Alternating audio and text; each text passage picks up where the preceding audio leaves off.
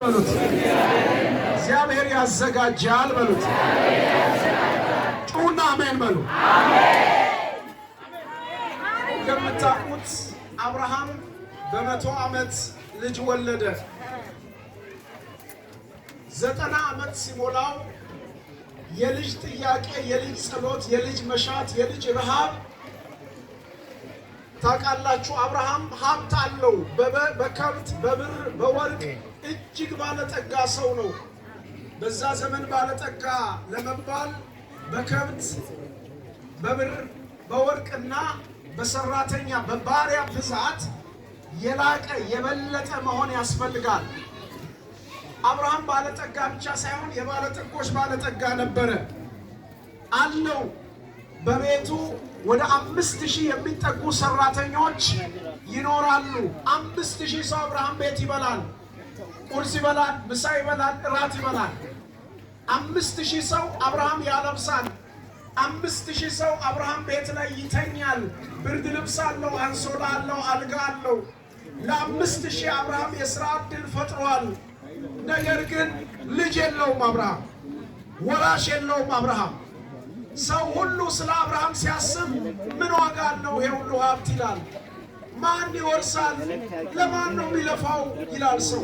ቤተ ዘመድ እንደዛ ነው፣ ጓደኛ እንደዛ ነው፣ ቡና ሲጠጣ እንደዛ ነው፣ በመንገድ ላይ ሲያልፍ እንደዛ ነው። ባለ ሀብቶች መካከል ሲቀመጥ ብዙዎቹ ልጅ አላቸው፣ ወራሽ አላቸው። አብርሃም ወራሽ የለውም። 90 ዓመት ሲሞላው እግዚአብሔር ወደ አብርሃም መጣ። አብርሃም ያለው አቤት እኔ ኤልሻዳይ ነኝ፣ በፊቴ ተመላለስ፣ ፍጹምም ሆን፣ ቃል ኪዳኔን በእኔና በአንተ መካከል አደርጋለሁ አለው። አብርሃም በእግዚአብሔር ፊት መመላለሱን አጠነከረ። እግዚአብሔር ከ10 ዓመት በኋላ ይስሐቅን ሰጠው። ክብር ለእግዚአብሔር ይሁን። ያዘው ከጎን ያለውን ሰው እግዚአብሔር ይሰጣል በለው። እግዚአብሔር ሰጪ ነው በለው። አለፈ ባልክ ጊዜ ይሰጣል በለው። አንዳንድ ጊዜ ነቀፋ እስክንጠግብ ድረስ ዝም ይላል እግዚአብሔር። ለምን? የእሱ ጊዜ እስኪመጣ ታምራትን ማድረግ ስለሚፈልግ ዝም ይላል። እግዚአብሔር ዘገየ ብላችሁ የምታጉረመርሙ፣ እግዚአብሔር አይችልም ብላችሁ የምታጉረመርሙ፣ እግዚአብሔር ትቶኛል ብላችሁ የምታጉረመርሙ፣ እግዚአብሔር አይተውም፣ እግዚአብሔር አይረሳም። እግዚአብሔር አባት ነው። በራሱ ጊዜ ይመጣል። በራሱ ጊዜ መጣ። ይስሐቅን ሰጣቸው። አብርሃም ቤት ሳቅ ሆነ፣ ደስታ ሆነ፣ ዝማሬ ሆነ። እግዚአብሔር መካን የነበረችውን ሳራን በ90 ዓመት አብርሃምን በ100 ዓመት ልጅ ሰጣቸው። ይስሐቅ በአብርሃም ቤት ማደግ ጀመረ። እየተንቀሳቀሰ ድምፅ እያሰማ የሚሰጡትን እየበላ ሲያስተኙት እየተኛ ልብሱ እያደገ ሰውነቱ እያደገ ከጡጦ ጠጠር ያለ ምግብ እየበላ አደገ። ይስሐቅ አደገ። ዓይን ላይ የሚገባ ሆነ። ወጣት ሆነ። ሰው ሁሉ ያን ጊዜ አብርሃምን ልጅ የለውም፣ ወራሽ የለውም፣ ሀብት ምን ያደርጋል? ሰው እየቀለበ ይተች ነበረ። ከአብርሃም ጎን አብርሃም ሲወጣ ልጁን ይዞት ይወጣል። ከተማ ሲሄድ ይዞት ይሄዳል። ለእግዚአብሔር መስዋዕት ሊሰራ ሲሄድ ይዞ ይሄዳል። ሰራተኞች መካከል ይዞ ይሄዳል። በቤተ ዘመድ መካከል ይዞ ይሄዳል። ሰው ሁሉ ወሬ ቀየረ። ምን ብሎ? አብርሃም ወራሽ ተተኪ ደረሰ። የአብርሃም አምላክ ታማኝ ነው ማለት ጀመረ።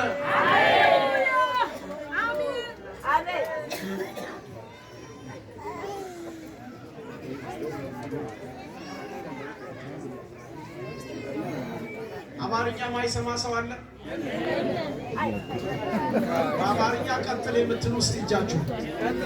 በአማርኛ ቀጥል የምትሉ ወንድ ላይ ላለ ለማይሰማ ሰው ካለ አጠገብ ላይ ላለው ተርጉሙ። መንፈስ አታጥፋ። ዝመት ቀደስ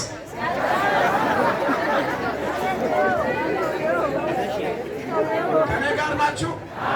ትንሽ ጊዜ ነው የምትሰጡኝ። አብረን እንሁን። ሰው ሁሉ እንደዛ አይኑን በጣለ ጊዜ አብርሃም ያገኘው ወራሽ ያገኘው በ100 ዓመት ጸሎቴ ተሰማ እግዚአብሔር ታማኝ ነው እያለ በሚዘምርበት ጊዜ እግዚአብሔር ወደ አብርሃም መጣ። ምን አለ አብርሃም? እግዚአብሔር መጥቶ አብርሃምን ምን አለ? አብርሃም ይስሐቅን አየኸው? አዎ። ምን ይሰማል? እሰይ እሰይ እሰይ፣ ከጉልበቴ የሚወጣ የሚወርሰኝ ወራሽ አገኘው። ነቀፋዬን አስወገደልኝ። ቀና ብዬ መኖር ጀምሬያለሁ፣ መዘመር ጀምሬያለሁ። ድካሜ ከንቱ አይደለም።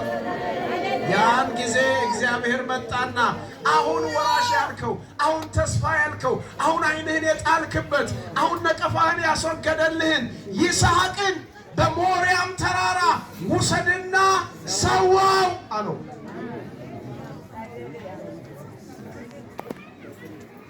በጣም ከባድ ነው አይደል? ያስደነግጣል አይደል? መስማት የምንፈልገው ዜና አይደለም አይደል? ሰዋልኝ አለው። ስጠይ ቢሆን ጥሩ ነው። ሰዋልኝ። ሰዋልኝ ማለት እረደው ማለት ነው። ሰዋልኝ ማለት ግደለው ማለት ነው። ሰዋልኝ ማለት አጥፋው ማለት ነው። ሰዋልኝ ማለት ያንተ አይሆንም ማለት ነው። ሰዋልኝ ማለት ወራሽ አይሆንም ማለት ነው በስጋ ስንተረጉም። ነገር ግን እግዚአብሔር ሰጪው እግዚአብሔር በ100 ዓመት ልጅ የሰጠው እግዚአብሔር ከጉልበት የሚወጣ ይወርሳል ያለውን የፈጸመ ታማኝ እግዚአብሔር ሰዋልኝ ሲለው አብርሃም በኢየሱስ ወጋው። ይሄ ክፉ መንፈስ ነው፣ ይሄ ገዳይ መንፈስ ነው አላለም አብርሃም። እግዚአብሔር ሲል ምን አለ? እሺ አለ፣ ታዘዘ። ከዛስ ልጅ አለ ለእግዚአብሔር ልንሰዋ ወደ ሞሪያም ተራራ እንሄዳለን። ተነሳለው፣ ተዘጋጃለሁ። ከዛስ ልጁን እንጨት አሸከመ፣ የሚታረድበትን ቢላዋ አስያዘው፣ ሌላውን ነገር ተሸከሙ፣ መሄድ ጀመሩ። የ2 ቀን መንገድ ከሄዱ በኋላ ቀረብ ሲሉ ልጁ እንደዚህ አለ፣ አባቴ አለ። አቤት። እንጨቱ ይኸውና፣ ቢላዋው ይኸውና፣ የመስዋዕቱ በጌታ አለ።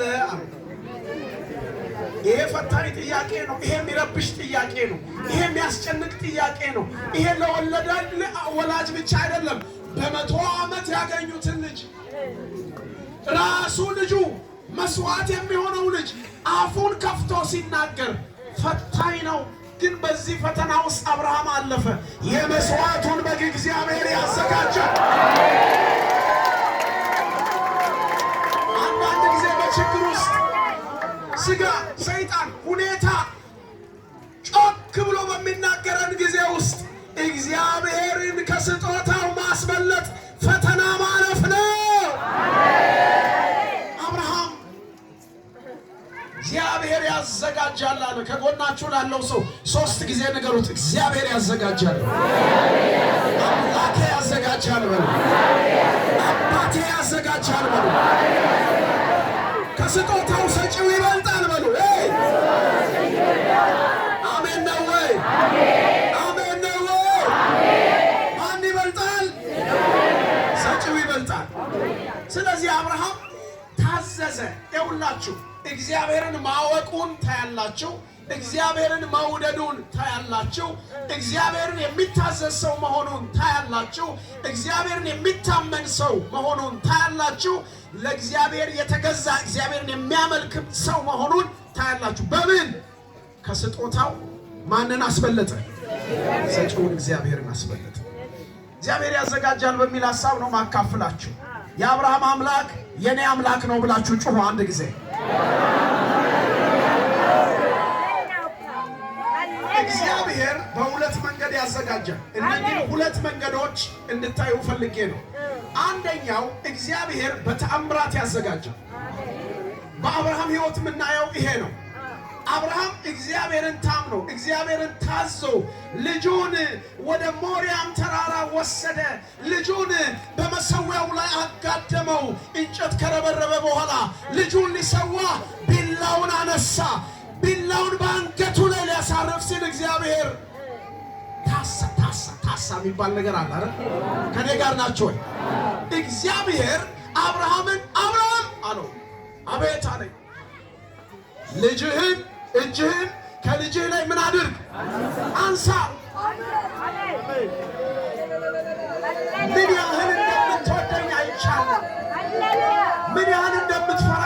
አይቻለሁ።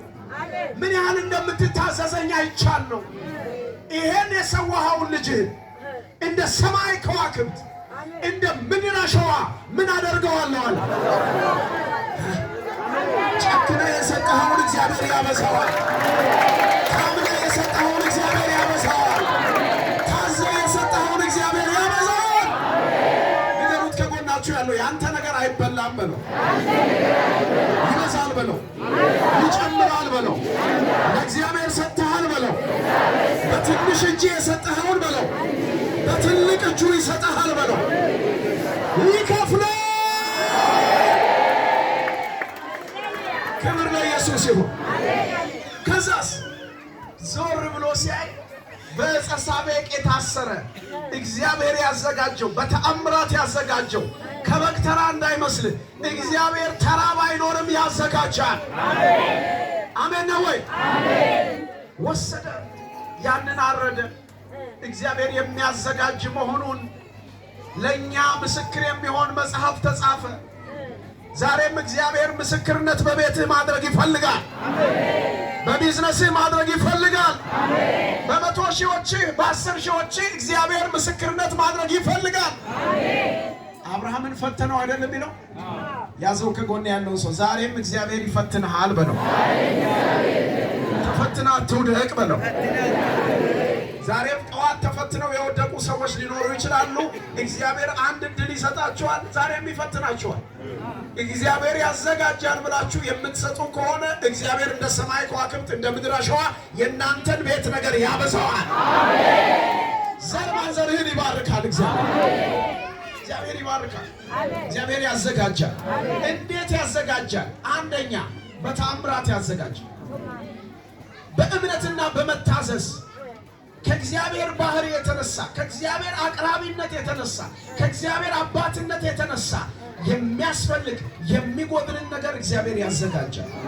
አንዳንድ ሰይጣን መጥቶ ሲከሳችሁ አትስሙ፣ እግዚአብሔር ያዘጋጃል በሉ። አሜን ነው ወይ? ጀሆቫ ጃራ በሉ። አሜን ነው ወይ?